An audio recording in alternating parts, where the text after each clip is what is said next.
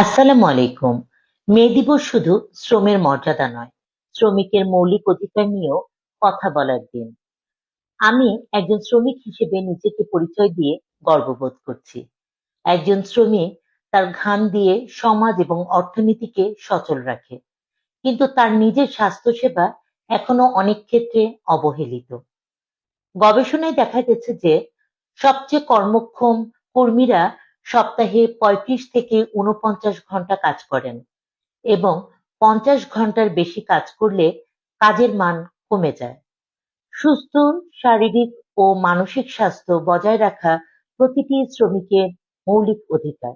World day for safety and health at work আমাদের স্মরণ করিয়ে দেয়, নিরাপদ কর্মপরিবেশ কোনো বিলাসিতা নয়, এটি একটি মৌলিক অধিকার।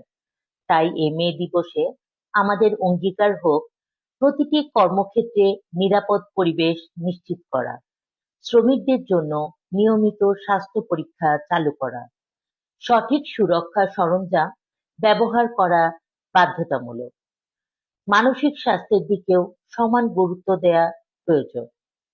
শ্রমিকদের সচেতন ও প্রশিক্ষিত করে গড়ে তোলা দরকার।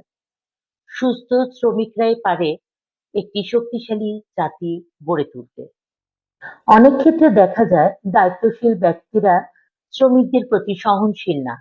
দায়িত্বপ্রাপ্ত কর্মকর্তারা যেন শ্রমিকদের কাজের পারিশ্রমিক বা সরকারি অনুদানের টাকা বিভিন্ন অজুহাতে আটকে রাখার মতো ধৃষ্টতা না দেখায়। রাষ্ট্রের কাছে এটাই আমাদের প্রত্যাশা। সরকারি ও বেসরকারি প্রতিষ্ঠানগুলোকে যোগ্যতা সম্পন্ন, দক্ষ ও সৎ ব্যক্তিদের দ্বারা মনিটরিং করা প্রয়োজন এবং সেই মোতাবেক প্রয়োজনীয় ব্যবস্থা নেয়ার জন্য সরকারের কাছে দাবি জানাচ্ছি।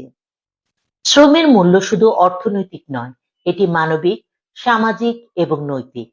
চলুন আমরা এমন একটি কর্মপরিবেশ গড়ে তুলি যেখানে শ্রমিক শুধু কাজই করবে না, নিরাপদে ও সুস্থভাবে বেঁচে থাকতে পারবে।